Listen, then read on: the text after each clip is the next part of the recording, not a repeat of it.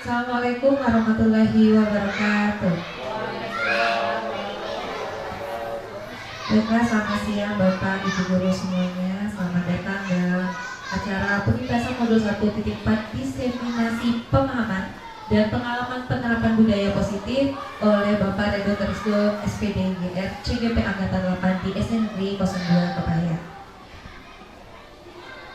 Baiklah, sebelum kita memulai acara pada siang hari ini, ada baiknya kita tidak lupa memanjatkan puji dan syukur kita terhadap kehadiran Allah Subhanahu Wa Taala, di mana berkat persetujuan dari beliau kita bisa berkumpul di SD Negeri 02 Kepayang ini.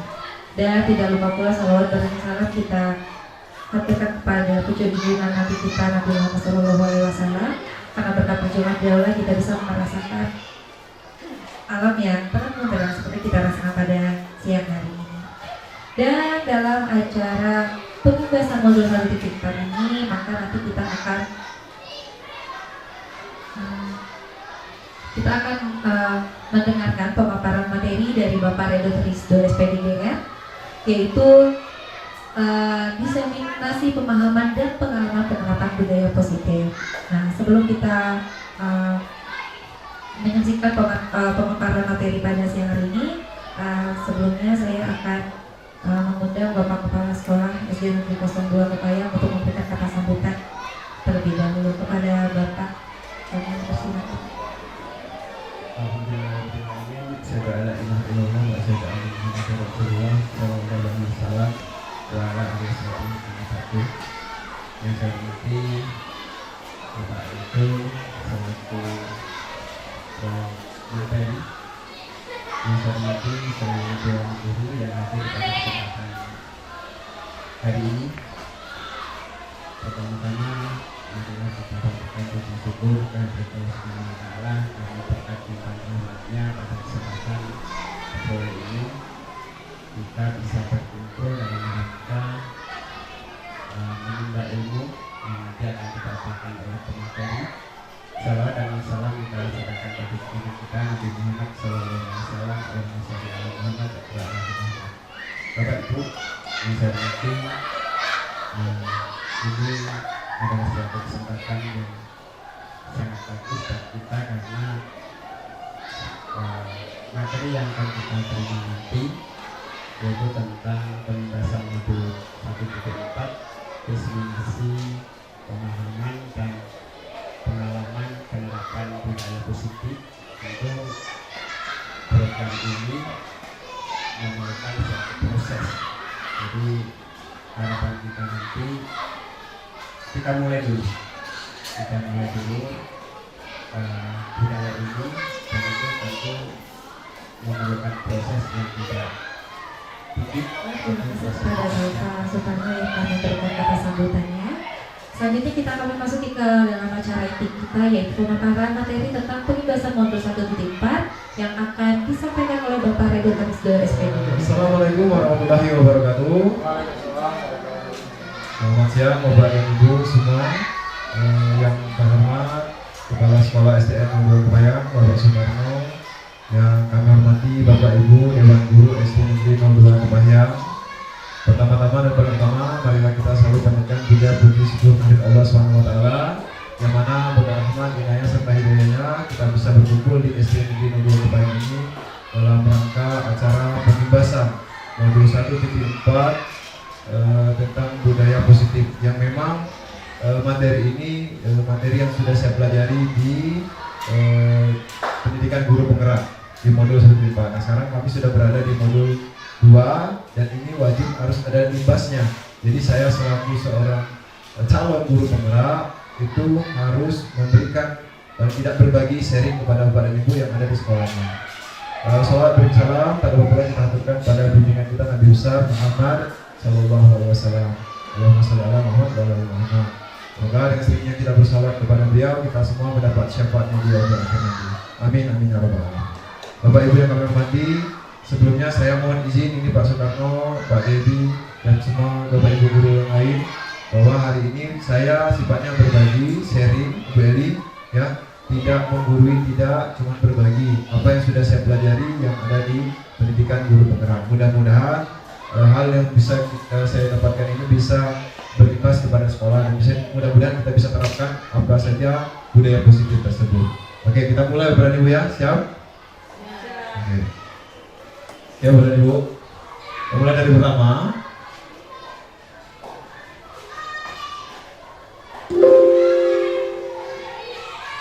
Assalamualaikum. Oke, tujuan kita pada hari ini adalah pertama dapat menerapkan budaya positif di kelas lingkungan SD Negeri 02 Kepahyang. Itu tujuan pertama kita, mudah-mudahan setelah ini nanti. Kemudian yang kedua, tujuannya adalah menumbuh kembangkan budaya positif di lingkungan sekolah melalui pembiasaan dan penerapan kebijakan universal. Next ya. Nah, sebelum kita mulai, ini ada satu pertanyaan kepada Ibu, boleh disimak sama-sama. Bayangkan Anda seorang supir, Anda menyetir bus berwarna hitam merah ya. Di pemberhentian pertama, naik penumpang 10 orang. Kemudian di jalan, bertemu persimpangan dan mengambil ke kiri. Selanjutnya di pemberhentian kedua, turun penumpang 7 orang. Kemudian di pemberhentian ketiga naik lagi 10 orang. Pertanyaannya, berapa umur supir tersebut dan memakai baju warna apa supir tersebut? Silakan Bapak dan Ibu tuliskan di kertasnya. Silakan.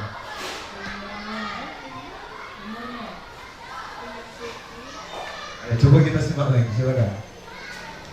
Kita soalnya boleh. Waktunya 5 detik ya. Sudah? Oke, Pak Devi semua. Pak Devi berapa? Umurnya? Umur 30 memakai baju merah. Umur 30 baju merah. Kalau Ibu Eli? Ibu Eli berapa, Bu? Kalau tebak aja, Bu, enggak apa-apa. Enggak ada hukuman tidak. Berapa Ibu? Ibu Sepi berapa Bu Sepi? Yang pasti di atas 18 tahun. Di atas 18 tahun. Berbaju apa kira-kira supirnya? Berbaju putih mungkin. Berbaju putih mungkin. Ibu ya, ayo coba. 27 tahun. 27 tahun. Baju yang dipakainya warna apa? Bu? Berwarna merah. Berwarna merah. Ini habis merah mungkin ya. Ibu Cik Rana? 20 tahun. Bajunya berwarna biru. Oke, Ibu. Ya, silakan. Umurnya berapa Bu dia? 27 tahun. Nanti dulu, kita jawab dulu Bu. Berapa umurnya? Nanti kita tahu. Warnanya apa? Oke. Jawaban dari Bapak Ibu beragam. Jawaban yang paling tepat, ya. Coba kita telaah kembali. Yang paling tepat jawaban. Jadi jawaban paling tepat adalah Ibu Bia. Jadi di pertanyaan pertama, bayangkan Anda seorang supir. Anda menyetir bus berwarna merah. Jadi Anda yang supir. Nah, berapa umurnya? Sesuaikan dengan umur Bapak dan Ibu semua. Ibu ini berapa? 17 tahun. Ibu ini. Jadi jawabannya itu tadi. Ini sekedar di depan intermezzo biar lebih fokus ya. Jadi udah. Ya agak ngeluh ini nampaknya Bu Bia. Yang mungkin belum fokus. Oke, next Bu Bia. Oke, kita kembali lagi Bu Bia ya. Ini ada pertanyaan pemantik. Bapak Ibu silakan jawab setuju atau tidak setuju saja. Pertanyaan pertama, apa kalau Bapak Ibu setuju hukuman itu dapat mendisiplinkan anak? Setuju ya? Ibu Cik juga setuju? Jangan ragu-ragu Ibu Cik. Masih setuju? Oke, pertanyaan kedua. Pemberian hukuman dengan hal positif seperti membaca atau membersihkan halaman sekolah dapat meningkatkan disiplin anak. Setuju atau tidak setuju? Setuju. Pak Sutarno kira-kira setuju atau tidak? Ya. Pemberian hukuman dengan hal positif seperti membaca atau membersihkan halaman sekolah dapat meningkatkan disiplin anak.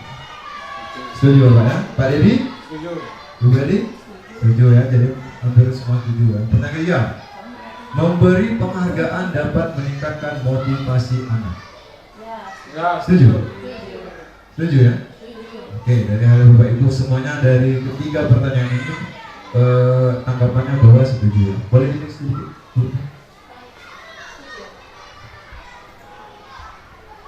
Oke, dari hal tadi Bapak Ibu kita nanti ini jawabannya di akhir ya, apakah betul atau tidak setuju nanti. Kita cek dulu. Pertama, untuk budaya positif tadi di awal sudah dikatakan budaya positif. Nah, kita tahu dulu budaya positif itu apa. Nah, kita lihat dulu latar belakangnya. Suasana positif sangat mendukung dalam menciptakan pembelajaran yang kondusif, karena dengan suasana yang positif murid dan guru akan menemukan suatu kondisi pembelajaran yang menyenangkan, sehingga proses pembelajaran dapat berjalan tanpa adanya suatu beban.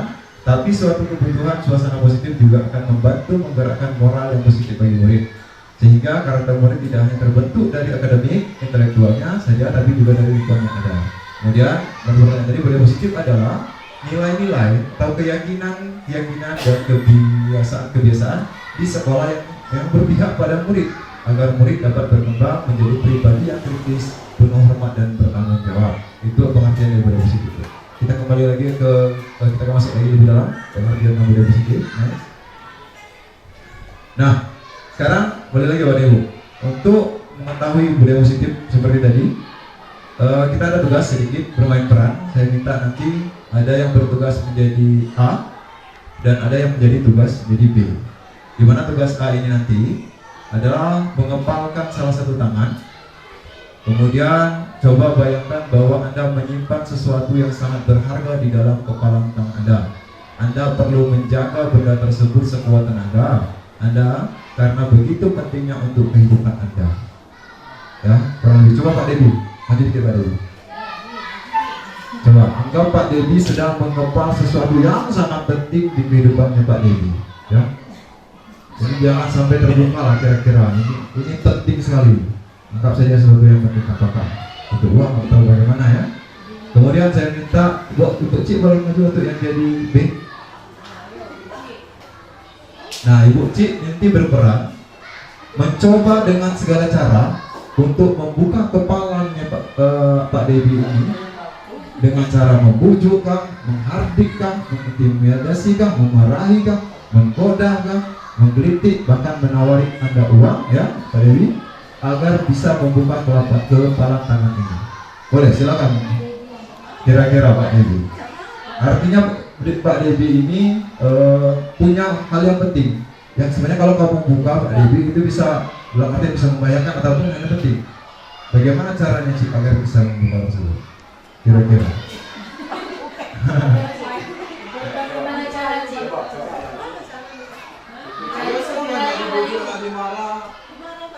Oh, udah buka ya?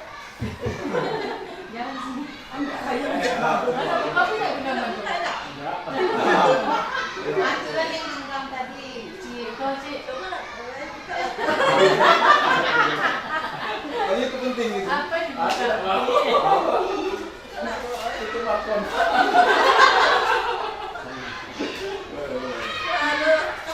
Mana sih Nah, Cik, suruh pegang pena Cik. Suruh pegang anak kiri. Pegang ya Cik. Tapi suruh pegang Cik, pengen tuh. Kasih suruh pegang. Rayu Cik, rayu. Buka. Kita kesal ngapa?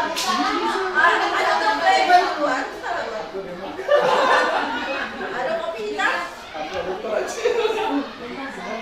Dari kan? Masih ada?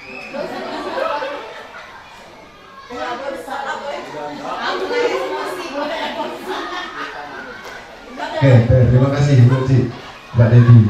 Oke, Bapak Ibu, dari hal yang sudah tadi, tugas A, si A dan si B, Pak Devi dan Ibu Cik tadi, kira-kira bentuk hal apa? Ini anggap saja Pak Devi tadi anak kita Bapak ya, anak yang memang dia punya pendirian. Ketika kita meminta sesuatu, maupun kita marahi, kita hardik dan sebagainya, kita intimidasi, maupun kita tawarkan, ketika dia tidak mau, dia tidak akan membuka. Hal itu yang sebenarnya seperti tadi. Ketika anak memang kita marahi, misalnya dia tidak boleh, kamu tidak boleh seperti ini nak. Pada dasarnya manusia itu tidak mau dilarang, Bapak dan Ibu. kamu jangan seperti itu. Atau bukan anak, dia tidak mau. Apapun mau dibujuk pakai duit, tidak mau. Aku marah, tidak mau. Nah makanya tadi hal yang positif yang harus kita terapkan kepada anak agar dia bisa membuka diri. Bagaimana cara kita mendekatkan kepada anak? Bukan hanya sekedar memarahi, menghardik ataupun memberikan reward tadi. Di awal Pak Ibu sudah menjawab tadi. Hukuman untuk anak itu positif atau tidak? Memberikan pengalaman yang baik untuk anak tidak? Pada dasarnya tidak, Pak Dewi. Seperti Pak Dewi. Bukan kalau tidak lah. Tak kasih duit, tak dikasih pikiran, tidak lah. Tapi berbeda caranya. Bagaimana caranya sih? Kita lihat di slide yang selanjutnya. Ibu, ya.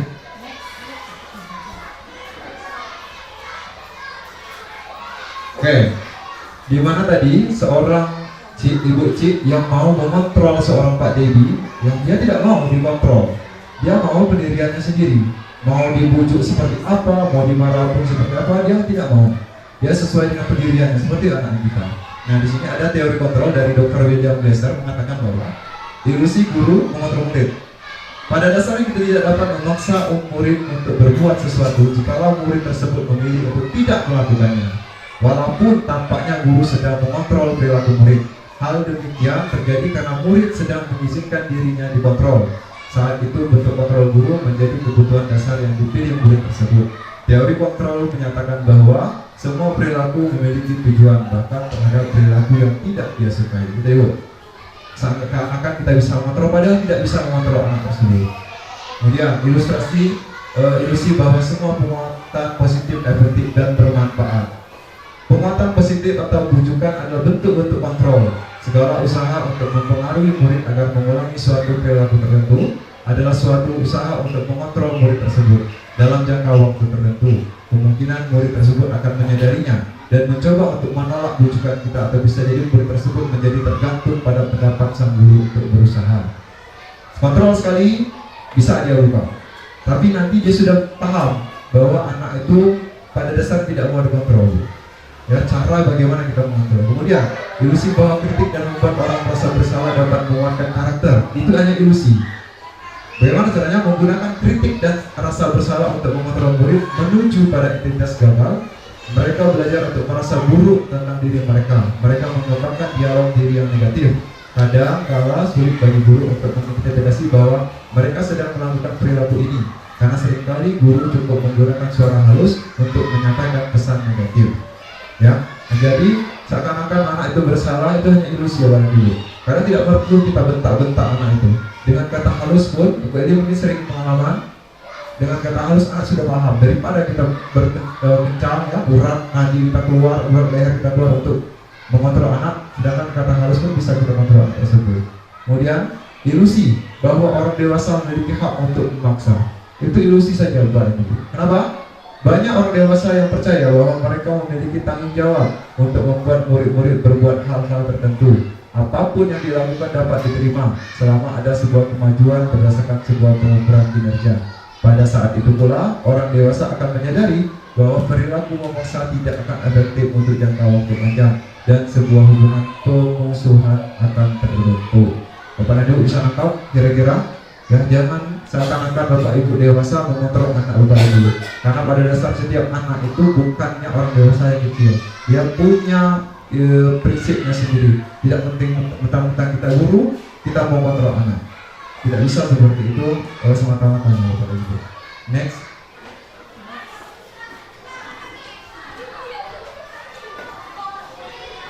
Kemudian bagaimana seorang bisa berubah dari paradigma stimulus respon kepada pendekatan teori kontrol? Stimulus respon, kita lihat Bapak Ibu, realitasnya kebutuhan kita sama. Kemudian pada teori kontrol, realitas kebutuhan kita sebenarnya berbeda. Kemudian stimulus respon, semua orang melihat hal yang sama. Pada teori kontrolnya sendiri berbeda, setiap orang memiliki gambaran yang berbeda. Kemudian kita mencoba mengubah orang agar berpandangan sama dengan kita. Sedangkan di teori kontrolnya kita berusaha memahami pandangan orang lain tentang dunia. Kemudian di stimulus respon juga perilaku buruk dilihat sebagai suatu kesalahan. Sedangkan di teori kontrol semua perilaku memiliki tujuan. Kemudian orang lain bisa mengontrol saya di stimulus respon. Sedangkan teori kontrolnya adalah hanya Anda yang bisa mengontrol diri Anda. Kemudian saya bisa mengontrol orang lain. Pada dasarnya Anda tidak bisa mengatur orang lain. Kemudian pemaksaan ada pada saat bujukan gagal. Ketika membujuk Anda gagal, sebenarnya adalah bukan gagal kemudian kita bujuk, ada namanya adalah kolaborasi dan konsensus menciptakan pilihan-pilihan baru. Kemudian model berpikir menang atau kalah. Yang sebenarnya harusnya adalah model berpikir menang dan menang. Next. Oke, disiplin positif itu ada 3 wadah. Yang pertama, disiplin positif merupakan suatu cara penerapan disiplin tanpa kekerasan dan ancaman yang dalam praktiknya melibatkan komunikasi tentang perilaku yang efektif antara guru dan muridnya. Kalau saya rasa Islam itu ancaman. Ya, setiap sering kita ketemu di sekolah mungkin masih ada kata-kata ancaman ketika pada anak. Hei, kamu kalau tidak mengerjakan PR, kamu akan seperti ini. Kalau kamu baju tidak pakai baju, kamu akan seperti ini. Jadi kalau bisa diberi positif, tidak lagi jawab dulu. Perkataan jangan itu jangan lagi. Jadi begini Bapak Ibu, ketika nanti kita memberikan namanya guru kan pasti mau memberi baik kepada murid. Contoh, anak sering sekali mengeluarkan bajunya Bapak Ibu. Ketika kita bilang baju jangan keluar, masuk sebentar. Udah 5 menit dikeluarkan Bapak Ibu. Jadi bagaimana kebiasaan budaya positif? Kita menyampaikan dengan halus, tapi anak lebih paham. Ketika misalnya, kawannya lebih rapi kalau maju masuk dalam anak lebih ganteng, dia merasa stimulus. Kalau kecil ibu ini tadi kalau aku lebih masukkan dari bawah, aku lebih ganteng. Itu lebih efektif daripada kita memberikan ancaman kepada anaknya. Kemudian yang kedua, dalam penerapan disiplin positif, murid diajarkan untuk memahami konsekuensi dari perilaku mereka. Selain itu, disiplin positif juga mengajarkan murid tanggung jawab serta rasa hormat dan berinteraksi dengan lingkungan. Tadi Bapak Ibu, bukan cuma sekedar mengancam, tapi anak juga paham. Ketika misal, jangan lari-lari nak, anak lari Bapak Ibu. Tapi kalau kita bilang, kalau lari nanti itu jatuh nak. Jadi anak paham, kalau aku lari nanti aku jatuh, aku sakit. Jadi anak lebih paham apa akibat ketika hal yang disampaikan kepada dari guru kemarin itu yang paling baik. Bukan hanya sekedar melarang, jangan lari. Apalah ibu saya nyuruh aku tidak lari, lari gue. Jatuh dia. Maka seperti itu saran anak-anak apalagi ke SD. Kemudian yang ketiga, jadi disiplin positif merupakan salah satu cara penerapan disiplin yang bertujuan untuk menumbuhkan kesadaran serta memberdayakan murid untuk melakukan sesuatu tanpa sogokan, ancaman maupun hukuman. Lagi Bapak Ibu, jadi tidak adanya ancaman. Anak itu melakukan sesuatu sesuai dengan keinginannya sendiri, sesuai dengan apa yang dia mau, sesuai dengan apa yang bakal dia pikir. Ketika dia melakukan ini, akibatnya ini. Ketika dia melakukan ini, akibatnya ini. Nah dari itu nanti kita perlahan Bapak Ibu tidak bisa serta-merta memberikan pemahaman kepada anak bahwa seperti ini. Kadang anak memang tidak ada yang bisa nangkap langsung, ada yang lama dia menangkap apa maksud dari guru tersebut. Jadi kita mulai berguyur pengancaman, sogokan tadi maupun hukuman kalau bisa kita kurangi. Ya, jadi anak memang dia melakukan sesuatu bukan karena takut. Pergi hari upacara Senin pakai topi, pakai dasi, pakai ikat pinggang, sepatu lengkap, bukan karena dia takut kena hukum, tapi karena dia memang patuh bahwa ketika upacara itu harus lengkap. Saya mau lengkap, bukan karena takut dimarah Pak Edi. Bukan seperti itu Bapak Ibu. Jadi anak keluar dari dirinya sendiri. Kemudian Oke. Nah, nilai-nilai kebajikan dari 6 institusi atau organisasi. Ada beberapa nilai kebajikan Bapak Ibu, ada program kerja Pancasila, ada IDO Primary Program, kemudian ada 9 pilar karakter, petunjuk semua hidup dan keterampilan hidup. Ada juga The 7 Essential Virtues, Building Moral Intelligence, Michael Borba, kemudian The Virtues Project, proyek nilai-nilai sebagainya dan sebagainya. Kemudian next. Nah, untuk disiplin positif akan melahirkan nilai-nilai kebajikan Bapak dan Ibu. Nilai kebajikannya ada pada profil pelajaran Pancasila. Bapak Ibu pasti sudah tahu bahwa kita ada 6 elemen atau dimensi dari profil Pancasila. Yang pertama, beriman kepada Tuhan Yang Maha Esa dan juga berakhlak mulia, kemudian berkebinekaan global, bergotong royong, mandiri, bernalar kritis, dan juga kreatif. Karena memang sekarang di Kota Merdeka kita mengusahakan bagi anak-anak kita mempunyai karakter yang berprofil pelajar Pancasila. Ya jelas bahwa bertakwa kepada Tuhan Yang Maha Esa, dia berakhlak mulia, kemudian pria berkebinekaan global. Jadi bukan hanya perbedaan jadi antara agama ataupun warna kulit, warna baju dan sebagainya, rambut. Jadi kita menyatu dalam kebinekaan yang global. Global di sini mendunia, Bapak Ibu, bukan cuma hanya Indonesia, global mendunia. Dan bergotong royong, anak bagaimana kita mengajarkan untuk bergotong royong, saling bekerja sama ketika pembelajaran maupun di luar pembelajaran. Dan juga mandiri, di mana anak sekarang tidak hanya sekedar kita memberikan tugas kepada anak, tapi mereka mandiri mencari informasi tentang materi yang ingin dia pelajari. Bapak Ibu, anak sekarang apalagi sudah punya gadget, sudah punya HP di rumahnya, akses internet, dia bisa mencari ilmunya sendiri, menambah ilmunya. Itu namanya mandiri di situ. Kemudian ada juga bernama kritis, di mana anak selama ini tidak hanya kita bilang ini warnanya merah, mobil ini warnanya biru, tapi dia berpikir kenapa mobil itu bisa berwarna biru, kenapa, bagaimana cara mengecat mobil warna biru. Jadi anak berpikir kritis, bukan hanya sekedar ini nak, ini pisang kamu makan, ayo nak makan, ini rambutan kamu makan. Tidak, tapi bagaimana anak berpikir rambutan ini bagaimana cara menanamnya, kenapa warna rambutan ini berwarna ini, bisa berwarna ini. Jadi anak berpikir kritis. Boleh, silakan, banyak bertanya anak, silakan. Kadang di kelas ketika ada anak yang memang agak tanda kutip cerewet, kita agak kewalahan menanggapinya kadang ini. Dikit-dikit nanya, kok kalau ini seperti apa? Pak, berarti itu apa? Nah, hal yang seperti ini sebenarnya harus kita gali. Jadi anak-anak yang punya kenalan kritis harus kita gali, apalagi anak yang memang pendiam. Bagaimana caranya kita bisa menggali anak itu berpikir kritis, bukan hanya sekedar menerima saja apa yang diberikan oleh gurunya. Dan juga kreatif, Bapak Ibu, anak juga dituntut. Waktu saya di SD 2, saya perhatikan Bapak Ibu dari kelas 1 sampai kelas 6, guru-gurunya kreatif, bagaimana mengajak murid di kelas untuk bekerja kreatif, bukan hanya sekedar materi yang ada, menggali, membuat sesuatu yang menarik kepada anak, dan anak juga diajak untuk berbuat, melakukan sesuatu yang kreatif, bukan hanya dari guru sendiri. Kemudian next. Nah, ada 3 motivasi perilaku manusia, Bapak Ibu. Yang pertama, untuk menghindari ketidaknyamanan atau hukuman. Seperti yang bilang tadi, orang itu melakukan sesuatu karena dia takut dihukum. Hanya karena dia takut dihukum, maka dia lakukan hal tersebut. Kemudian, untuk mendapatkan imbalan atau penghargaan dari orang lain. Ya, anak itu melakukan sesuatu karena dia bakal dapat imbalan dari Bu Seti. Permen misalnya ketika tidak telat, permen apa tadi? Tapi motivasi dia tidak telat itu karena dia mau dapat permen, bukan karena dia memang tidak mau telat. Kemudian itu dia, untuk menjadi orang yang mereka inginkan dan menghargai diri sendiri dengan nilai-nilai yang mereka percaya. Nah, itu 3 orang dulu yang melakukan motivasi itu karena mereka ingin dan menghargai diri sendiri dengan nilai-nilai yang mereka percaya, bukan karena hanya ada hukuman dan bukan hanya karena ada imbalan. Jadi mereka datang dari dirinya sendiri, Bapak Ibu.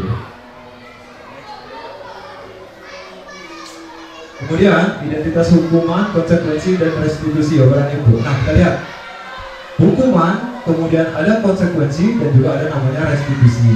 Dan perbedaannya juga, Bapak Ibu. Kita lihat identitas gagal atau dihukuman. Kita lihat sesuatu yang menyakitkan harus terjadi, Bapak Ibu. Konsekuensinya apa? Sesuatu harus terjadi. Dan restitusinya apa? Restitusi merupakan suatu pilihan. Jadi ketika hukuman itu, Bapak dan Ibu pernah suatu di daerah mungkin ada namanya perda ataupun perdes.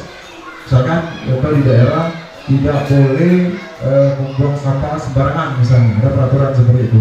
Tapi itu peraturan dibuat oleh peraturan sekolah ataupun daerah sendiri tanpa meminta tanya dengan kita apakah mau atau tidak membuang sampah atau tidak, begitu. Nah, hukuman itu seperti itu. Bapak mau atau tidak, ketika Bapak melakukan kesalahan, Bapak bakal dihukum. Itu namanya hukuman. Datangnya bukan dari kita, tapi dibuat sepihak. Ketika hukuman jangan dibuat itu hanya sepihak dari pimpinan ataupun dari pihak sekolah, misalnya guru, tanpa bertanya dulu kepada murid apa yang bakal kita lakukan atau konsekuensinya dengan itu. Ya, ada hukuman juga tidak nyaman untuk murid atau anak untuk jangka waktu panjang. Kemudian korban mendapat keadilan. Di konsekuensinya juga tidak nyaman untuk murid, anak untuk jangka waktu pendek. Kemudian korban bisa diabaikan. Nah, di restitusi berbeda. Jadi restitusi tadi menguatkan untuk murid atau anak dalam jangka waktu panjang.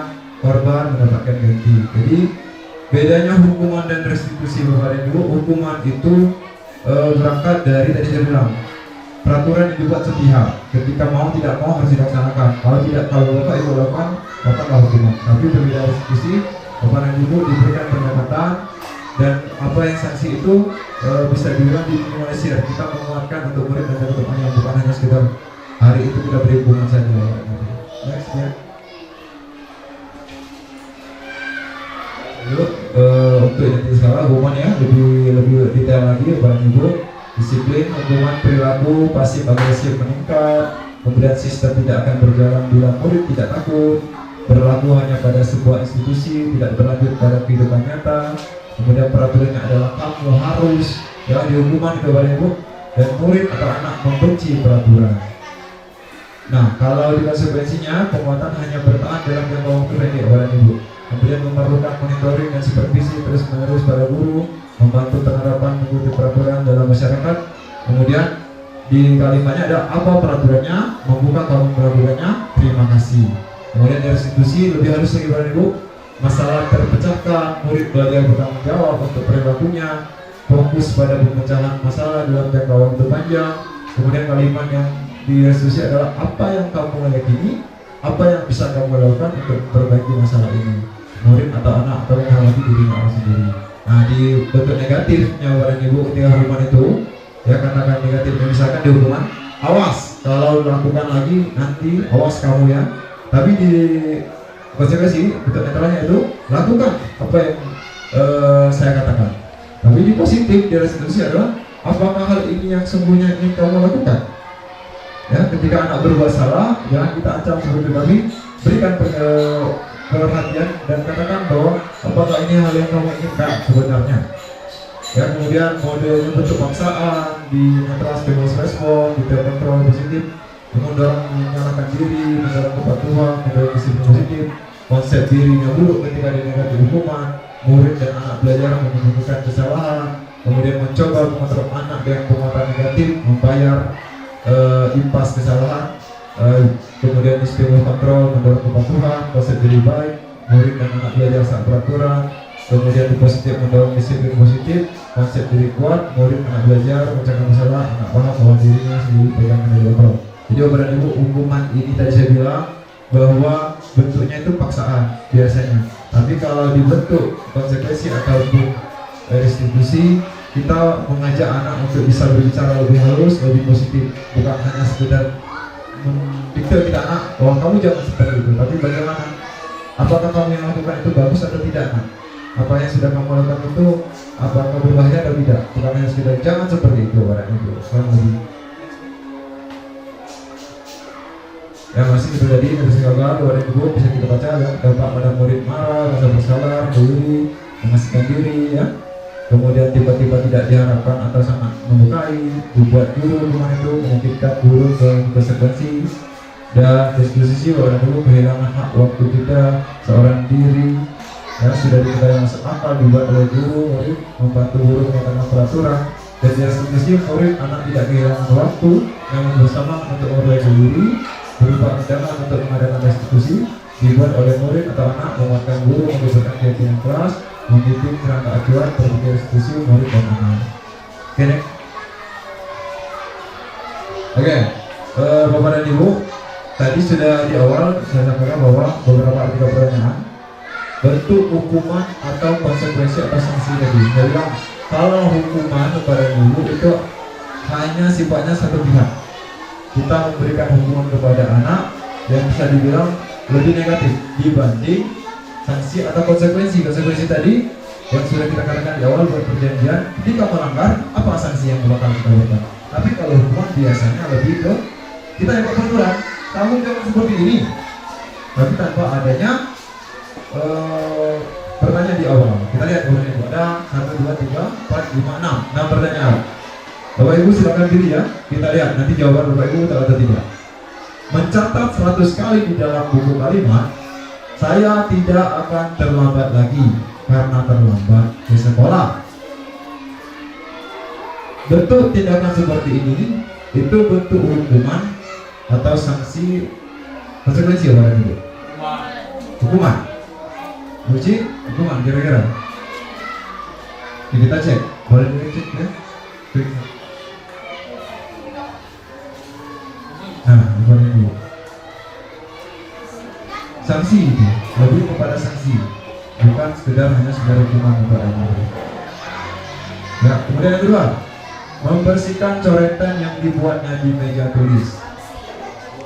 Itu sanksi atau hukuman baru? Ada yang sanksi, ada yang hukuman. Oke, sanksi apa ibu? Bukan untuk hukuman kepada ibu. Masih betul sanksi. Kemudian murid diminta untuk push up 15 kali karena tidak menggunakan masker ke sekolah. Ini kira-kira COVID ini. Itu hukuman atau sanksi apa ibu? Hukuman? Hukuman? Sanksi Ci? Hukuman, kita cek. Oh, hukuman, betul. Jawabannya hukuman.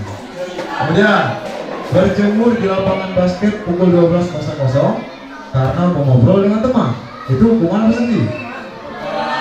Hukuman, kita cek. Ya, tepat, betul. Kemudian kehilangan 10 menit jam istirahat untuk mengerjakan tugas karena terlambat datang dan tertinggal pelajaran selama 10 menit. Sanksi atau hukuman? Sanksi, kita cek. Ya, betul. Terakhir, lari mengelilingi lapangan basket 2 kali karena terlambat 10 menit untuk pelajaran PJOK itu. Ya, dia suruh lari lapangan basket 2 kali karena terlambat 10 menit untuk pelajaran PJOK. Nanti Bu Sepi hukuman. Pak Deji, nanti kita cek. Ya. Sanksi ulang dulu. Bisa membedakan ya kira-kira seperti itu dulu. Next ya. Oke, dihukum oleh penghargaan Bapak Ibu. Ya. Pengaruh jangka pendeknya apa? Dan jangka panjangnya itu lanjut lagi penghargaan tidak efektif. Kemudian penghargaan bisa merusak hubungan kepada Ibu.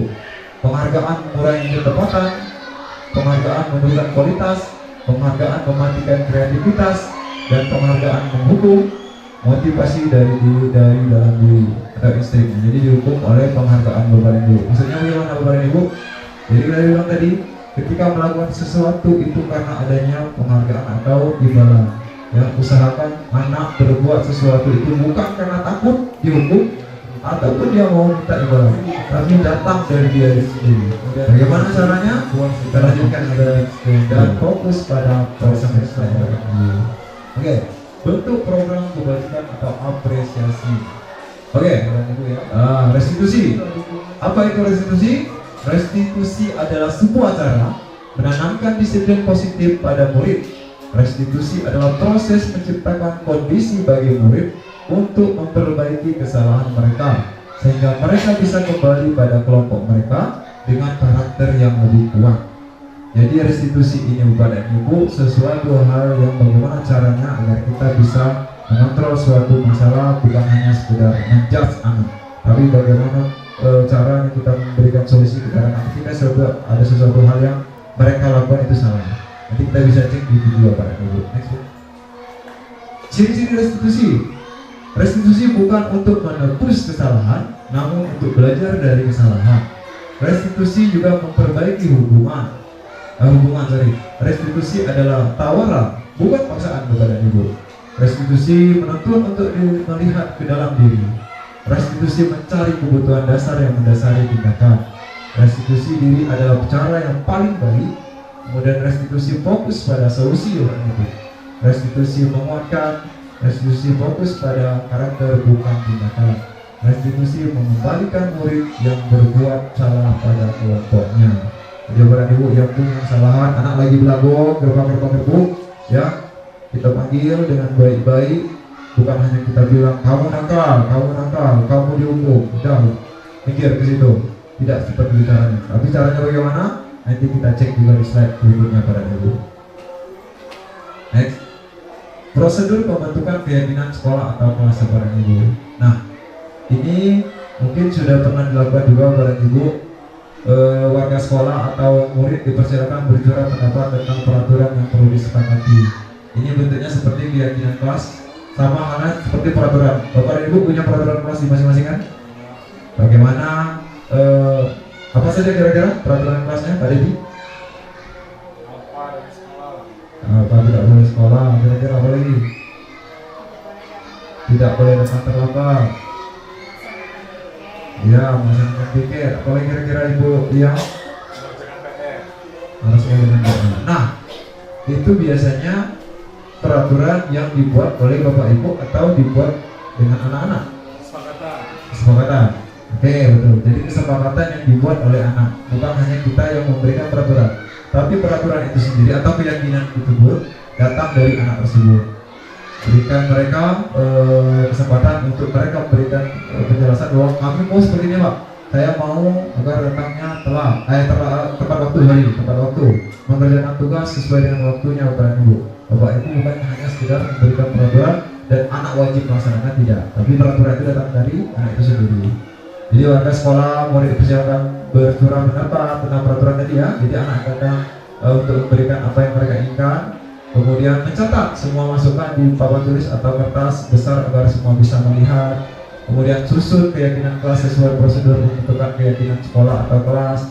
Ganti kalimat negatif menjadi positif Bapak Ibu. Nah, jadi kurang lebih kita sampaikan kepada anak bahwa apa yang mereka mau kita berikan kertas, mereka catat.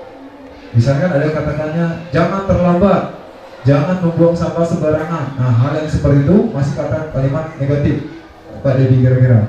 Jadi misalkan jangan membuang sampah sembarangan, itu masih negatif. Kira-kira kalimat positifnya apa? Buanglah sampah pada tempatnya. Jadi kadang anak-anak kita berikan silakan bebas mau apa yang peraturan. Jadi jangan buang sampah, kita buat dari kalimat negatif menjadi kalimat yang positif. Kemudian tinjau kembali daftar pendapat pernyataan yang berupa peraturan ditujukan ke nilai kebijakan kebajikan atau keyakinan. Jadi semua dikumpulkan apa yang sudah dibuat tadi kita tinjau ulang mana yang memang masuk ke dalam nilai kebajikan dan juga keyakinan tersebut. Kemudian tinjau ulang keyakinan sekolah atau kelas secara bersama-sama, kita rembuk ya Bapak dan Ibu kepada anak-anak apa yang bakal kita pilih untuk jadi keyakinan kelas atau kesepakatan kelas di kelas kita sendiri. Kemudian sebaiknya jangan terlalu banyak, bisa berkisar 3 sampai 7 prinsip keyakinan ya. Jadi jangan terlalu banyak, nanti anak juga repot, dia bakal mematuhi kesepakatan tersebut. Sedikit-sedikit saja, tapi kalau bisa anak memang dia paham dan bisa menjalani keyakinan tersebut. Kemudian setelah keyakinan sekolah atau kelas dibuat, warga kelas dipersilakan meninjau dan menyetujui dengan memberikan tanda tangan. Jadi jelas setelah kita buat kesepakatan, anak diminta untuk memberikan tanda tangan sebagai bukti. Karena kita ajarkan kepada anak ketika memberikan sesuatu ataupun memberikan pendapat, ya, buat tanda tangan sebagai bukti. Ketika nanti, misalkan membuang sampah pada tempatnya di bawah itu ya, ketika anak melakukan tindakan tersebut, dia melanggar. Nah inilah buktinya kamu kemarin sudah berjanji bahwa akan membuang sampah pada tempatnya, tapi kamu melanggar. Ini tantangan yang sudah kamu buat Bapak Ibu. Ya, akan menyetujui dengan memberikan tanda tangan. Kemudian keyakinan sekolah atau bisa ditempel di tempat yang mudah terlihat di Bapak Ibu sudah semuanya di kelas. Keyakinan ataupun peraturan kelas sudah Bapak Ibu tempel di kelasnya masing-masing. Nah untuk bentuknya kira-kira sudah pernah saya lakukan, ada di slide ada dulu.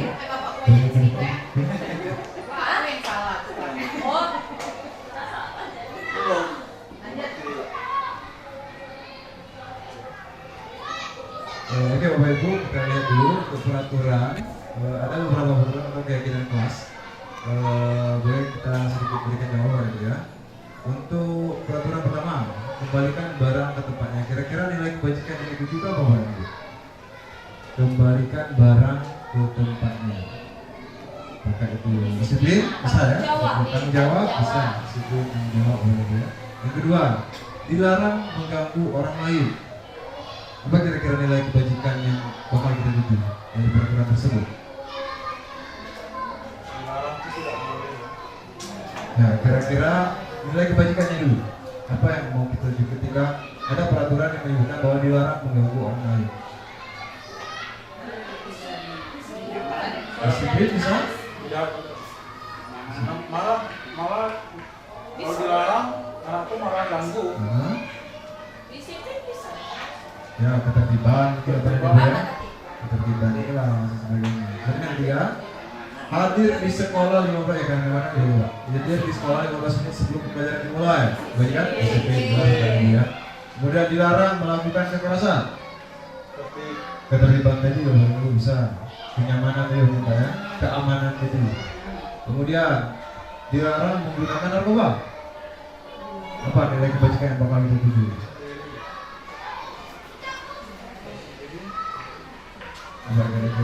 Apa nih kebajikan yang ada kita tuju dari peraturan yang bahwa dilarang menggunakan narkoba? Disiplin? Keamanan bisa, disiplin ya. Kemudian bergantian atau menunggu giliran. Menteri gitu ya. Disiplin ya sobat ibu ya. Kemudian dilarang merokok. Disiplin, keamanan. Keterlibatan bisa bu ya. Jika di ruangan itu dilarang merokok, tidak merokok. Kemudian menggunakan masker. Ini kebajikannya? Disiplin, keamanan, kesehatan boleh, kebajikan yang kita tuju nih. Kemudian berjalan di kelas dan di koridor. Ya, maksudnya berjalan di kelas dan koridor yang berlaku gitu. Nah, terlibat Bapak Ibu ya. Jadi next. Nah ini contoh kegiatan kelas Bapak Ibu. Setiap anggota kelas perlu belajar, setiap anggota kelas perlu senang, setiap anggota kelas perlu melakukan tugas, setiap anggota kelas perlu saling menghargai, setiap anggota kelas perlu merasa aman dan berpikir positif, senantiasa menjadi diri terbaik, percaya dan menghormati orang lain, berkomitmen terhadap tugas, senantiasa membantu. Dan yang kedua adalah hormat.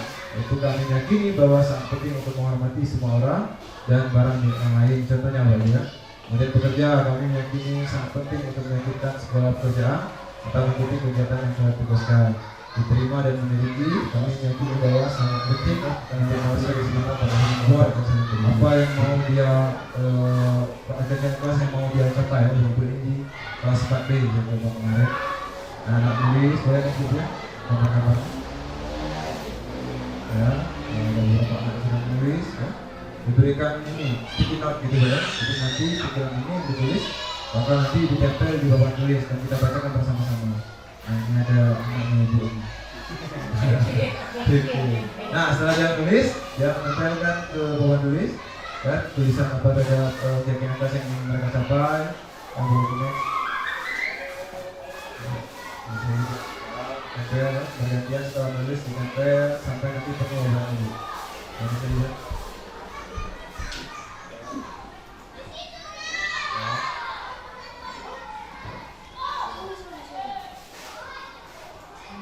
Nah setelah dibuat ada tempel semua, jadi nanti kita bilang tadi di video Bapak Ibu kita sebagai guru menilai ini apa peraturan yang mau kita atau kegiatan kelas yang mau kita lakukan. Setelah itu baru kita cetak itu ada beberapa ya. Jadi kapan ada 9 Bapak Ibu. Gitu kurang lebih untuk kegiatan kelas Bapak Ibu. Boleh next lagi Pak?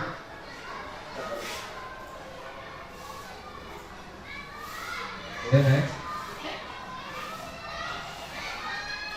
Oke, kemudian Bapak Ibu ada 5 kebutuhan dasar dari manusia Bapak Ibu. Yang pertama, kebutuhan bertahan hidup atau survival, kebutuhan kasih sayang dan rasa diterima.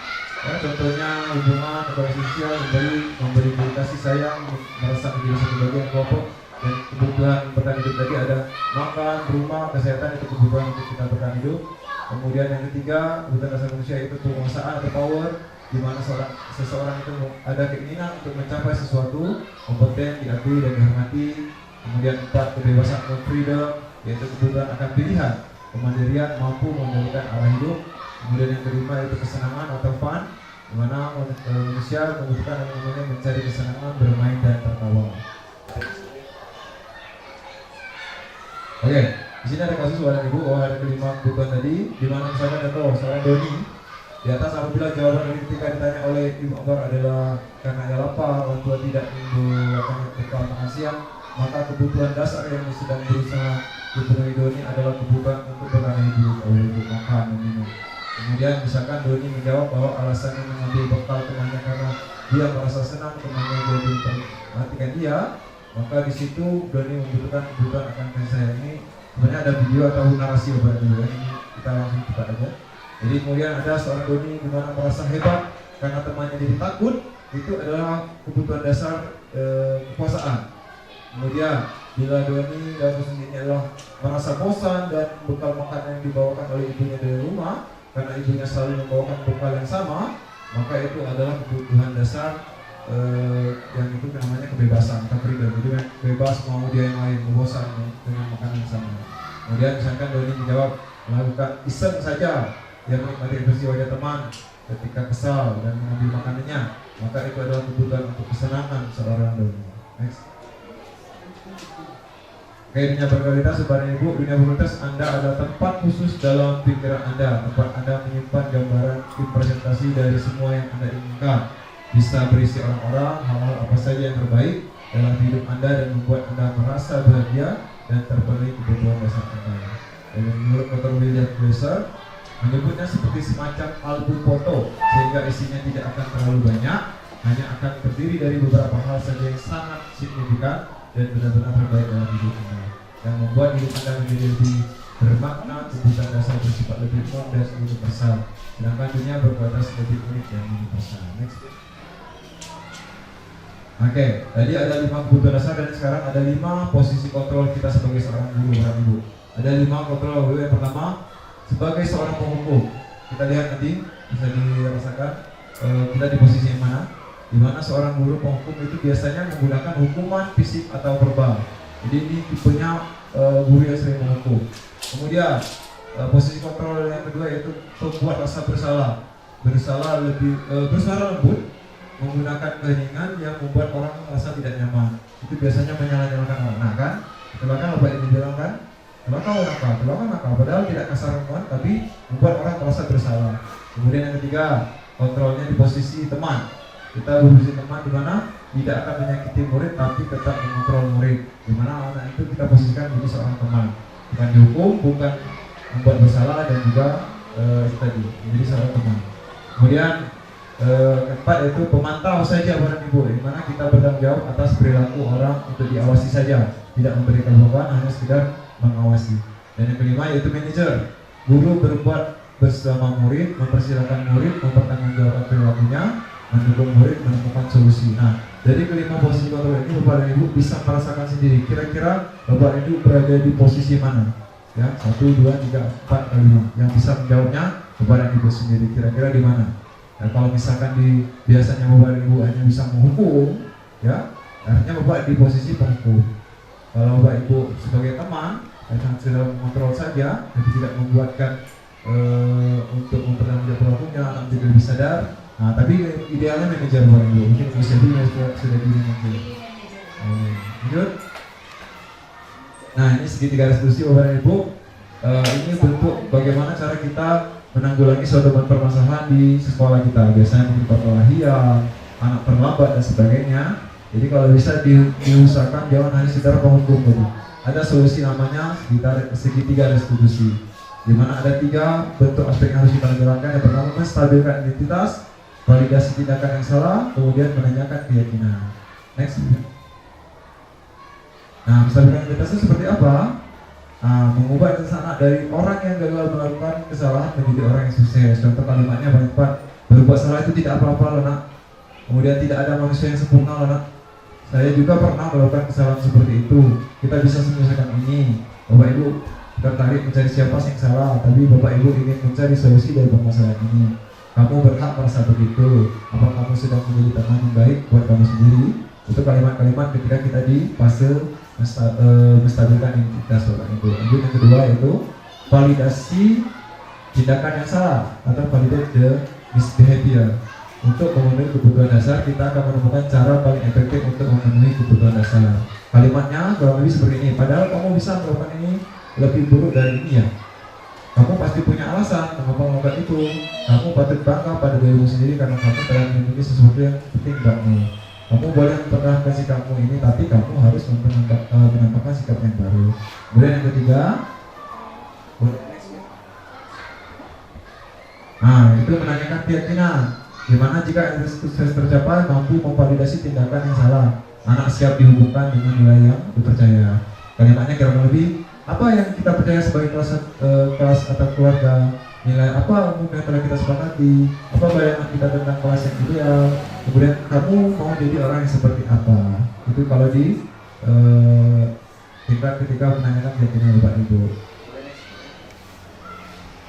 Oke, sebelum ini kita boleh lihat tadi ambil restitusi. Saya juga buat tugas Bapak Ibu bentuk bagaimana salah satu bentuk restitusi ketika ada masalah di sekolah ataupun kesalahan yang dilakukan oleh murid.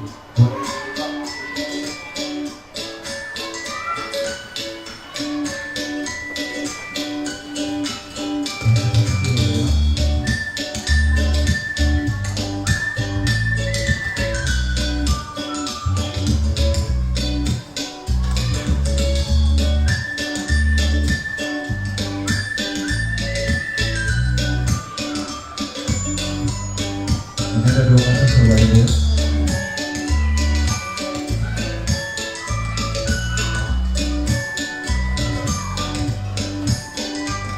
Satu, melanggar peraturan sekolah yaitu tidak memakai atribut lengkap saat upacara.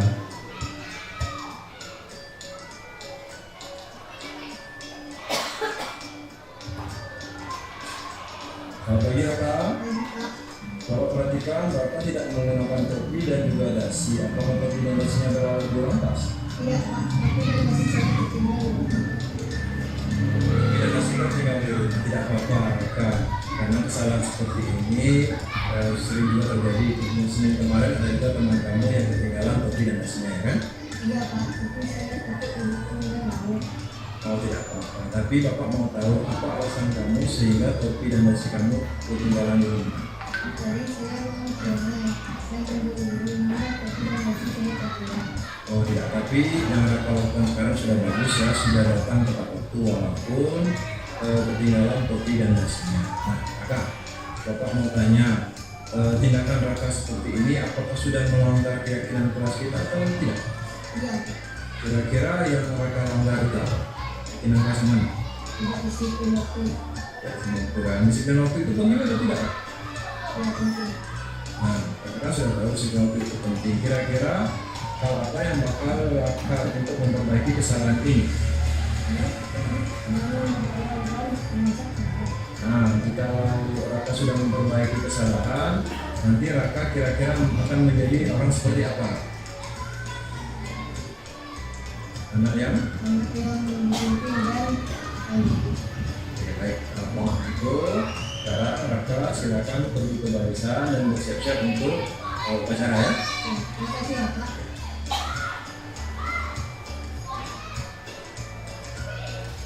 Ini kasus 2 nih ya.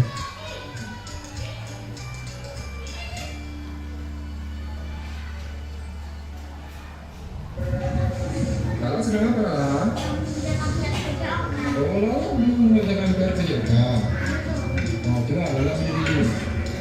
Lala tidak mengerjakan PR kerja ya, karena kemarin kan banyak juga teman Lala yang tidak mengerjakan PR kerja, ya. Nah, tapi Bapak mau tahu apa alasan Lala sehingga Lala tidak mengerjakan PR kerja ini?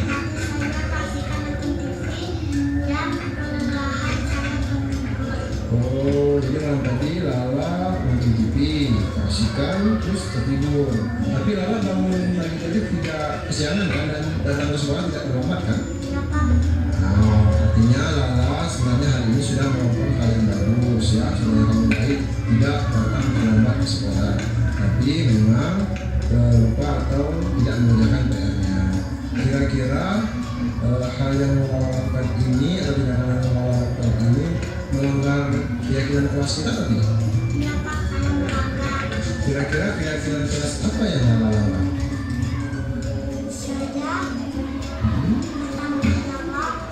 Lala tidak atas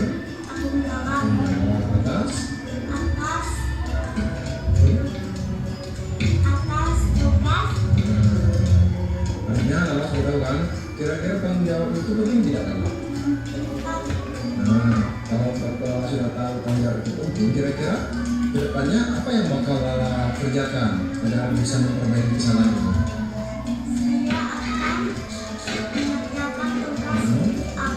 Bagus, artinya Lala sudah tahu ya. Nah, kalau Lala sudah memperbaiki kesalahan ini, nanti kira-kira Lala bakal jadi anak seperti apa?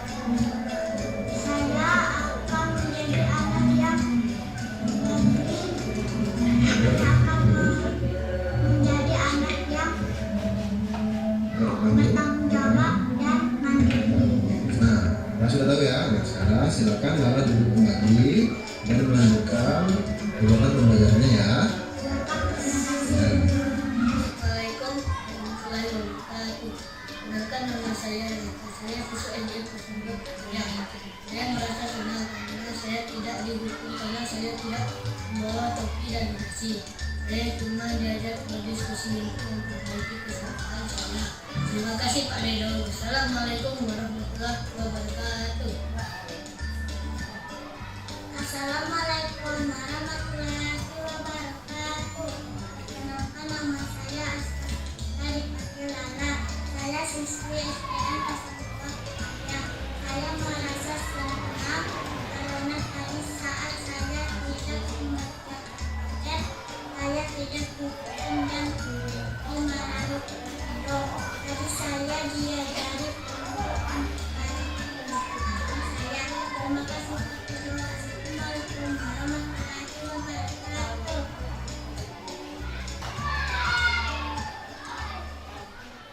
Oke. Mana ya?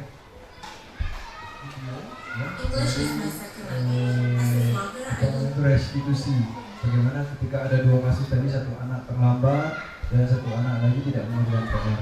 Kurang lebih bentuk restitusi seperti itu. Mungkin Bapak Ibu sudah menerapkan itu, tapi mungkin ada yang belum tahu sama sekali ataupun sudah tahu untuk menerapkan di sekolahnya. Yang jadi pertanyaan mungkin apakah efektif ketika hal itu kita lakukan di sekolah kita?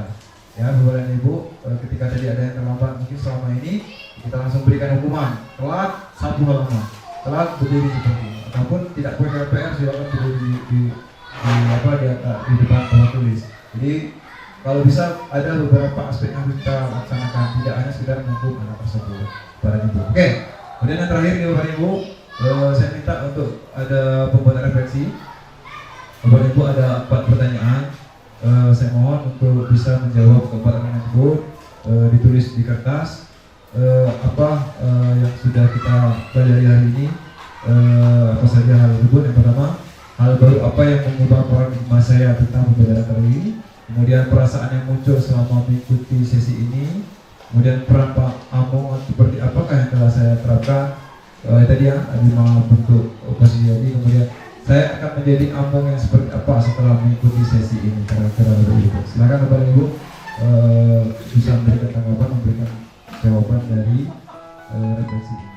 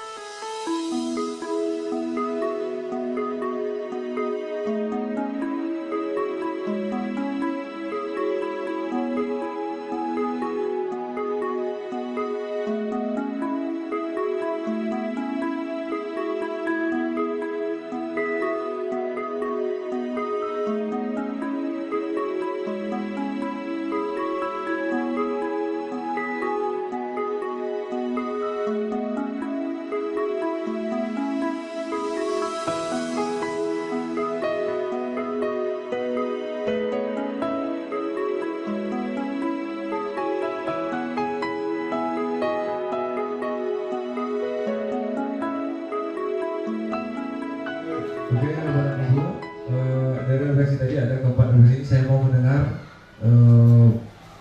jawaban dari Bapak Ibu. Mungkin satu-satu saja yang tidak semua. Dari yang pertama, hal baru apa yang mengubah paradigma saya? Saya mau mendengar dari Ibu Ian. Coba, silakan Ibu Ian. Bagaimana jawaban dari refleksi nomor 1? Terima kasih. Saya jawab pada Bapak Dedo.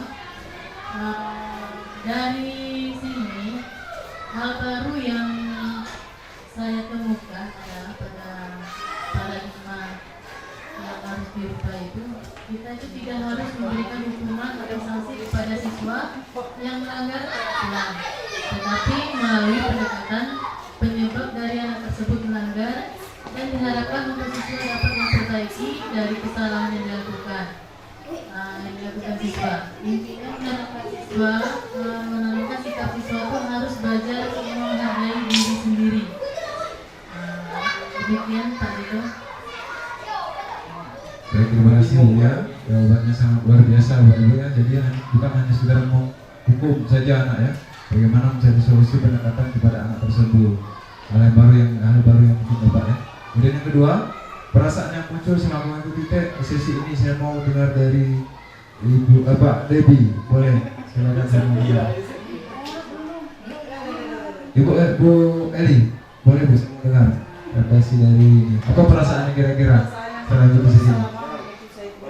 Sesi ini adalah berarti kita sebagai guru haruslah memiliki kesabaran dalam mendidik anak dan merangkul anak tersebut, dan kita juga harus menanyakan permasalahan-permasalahan yang anak alami.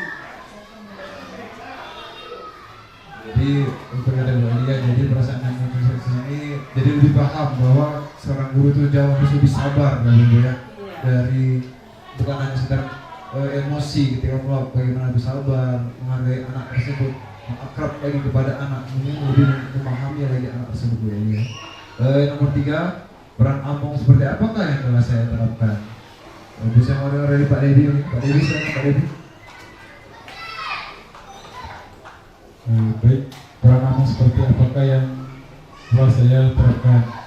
Untuk job saya itu untuk menjadi teman sekaligus mentor anak agar anak muda memahami pengajaran yang kita terapkan sekaligus anak senang ketika belajar. Begitu Pak Debbie.